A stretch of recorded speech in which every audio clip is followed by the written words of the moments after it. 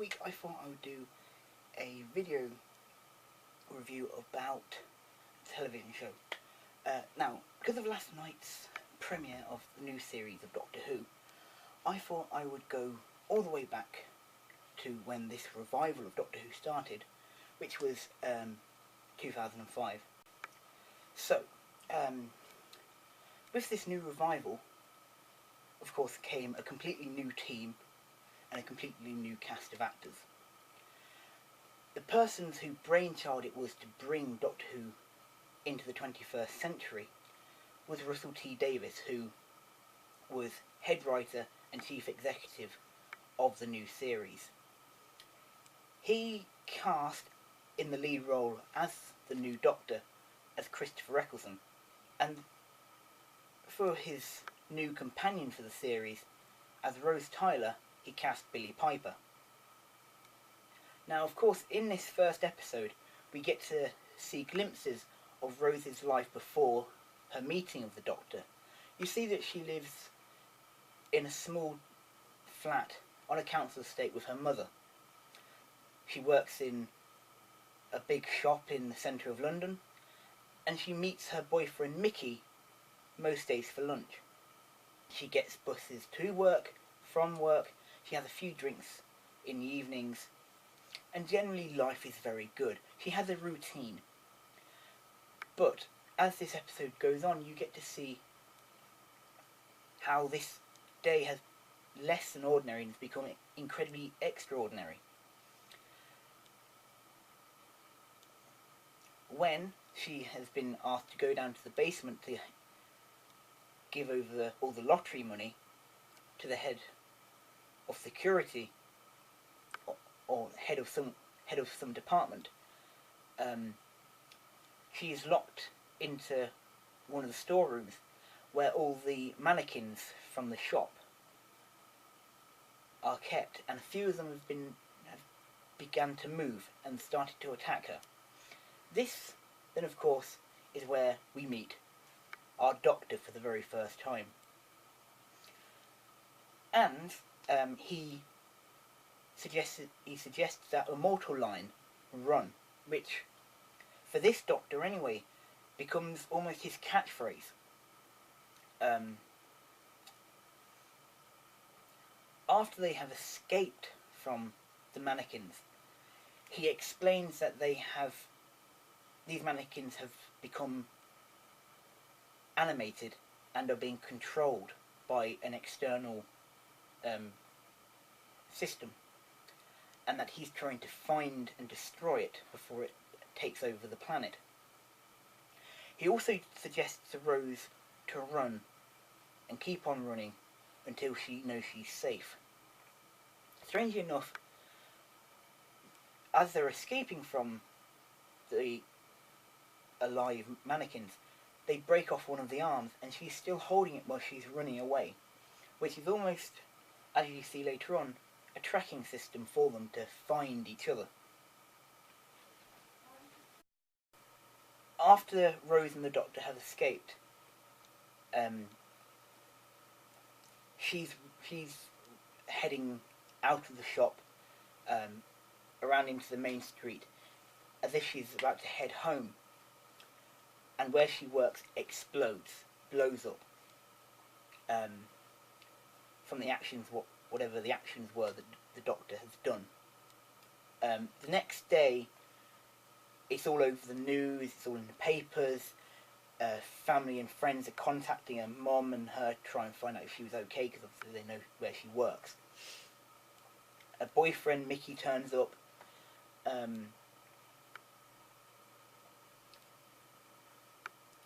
Then she's sort of had enough of everyone worrying about her. She's just kind of like, she wants to stay quiet. And then something happens. Something comes through their cat flap. And it's the arm from last night. And the Doctor is tracking this arm. And he comes into the flat, he meets her again, and there's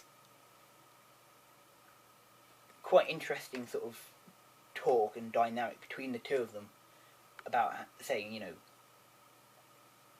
what's going on, you know, I didn't realise you lived here, blah blah blah, you know, what's really going on here, can you explain it to us, because I think Rose says she thinks they should go to the police. And the arm attacks them. The doctor finally stops it and gets it to stop the psychic link, or the psychic or remote control link that's happening between the master and the dummy.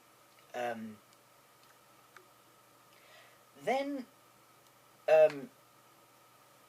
after they leave the flat and he's trying to work it out in his head, she carries on following him and asking questions, and he basically tells her what he is, well, without telling her what he really is, using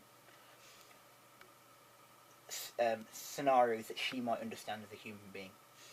This is where we first hear that sound of the TARDIS. And with that in mind, afterwards she goes and she tries to look up the Doctor, and she finds this website on the internet run by this man called Clive. They talk. She goes and meets them, and she talks, and she finds out things that a person called the Doctor has been going around throughout history. Always looks the same, but there are others that don't look the same. So it's very interesting. During this same time, her boyfriend Mickey, who's driven her to this man's house, is attacked by a bin. After Rose leaves Clive's house, she gets into the car, and we can see that it isn't Mickey. It's a shop dummy copy of him, but she can't tell the difference. Later on, they're at a restaurant, and he starts getting quite aggressive and ordering her to tell all the information that she knows about the Doctor. And the Doctor finally arrives, and they fight, and they have to escape. The Doctor detaches the dummy's head and runs off. This is the first time we get to see the inside after the Doctor and Rose escape from the restaurant. This is the first time we get to see the inside of the TARDIS. And like most other companions throughout the years with the Doctor, is that initial shock that we get when we see the inside of the TARDIS. Of course, looking from the outside as if it's just a wooden police box, inside it's massive. And of course, for those people that have not watched Doctor Who before, it is that initial shock for us as well. So that's even better for us. And over time, she slowly gets to understand, and she asks the Doctor to explain.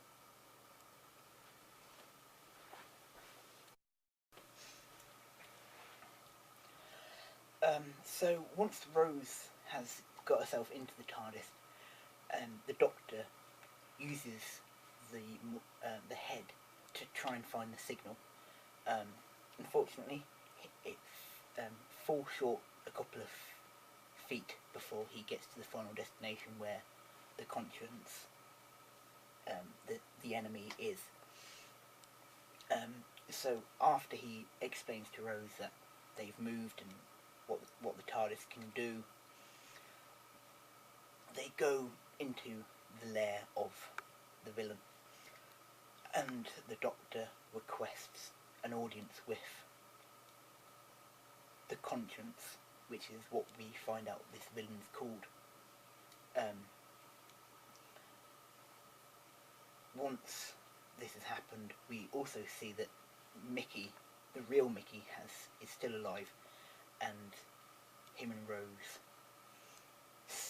stay back while the Doctor tries to communicate with this villain.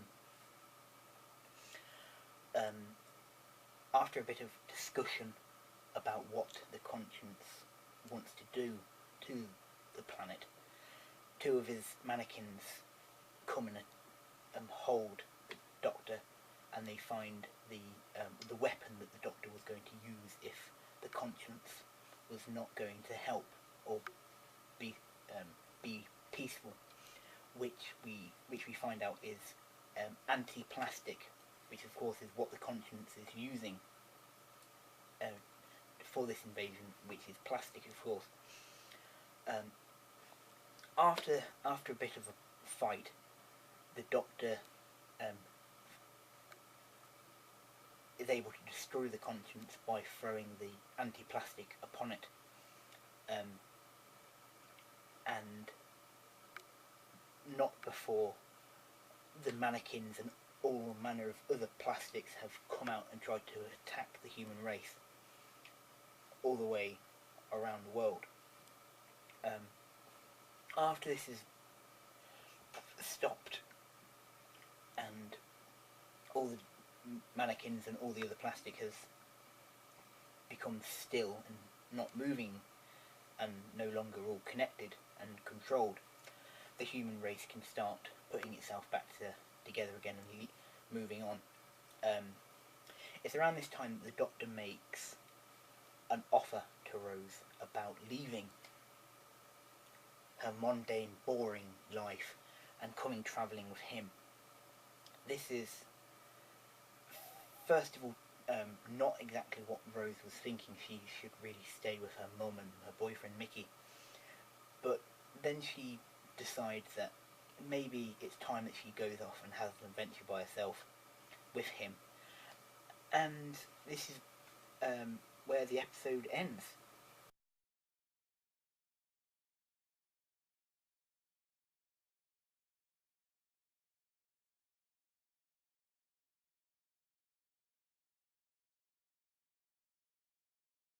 And today's grade for episode 1, named Rose, of the revival of Doctor Who, is number 5. Thank you very much for watching. Hope you enjoy your evening. See you next week.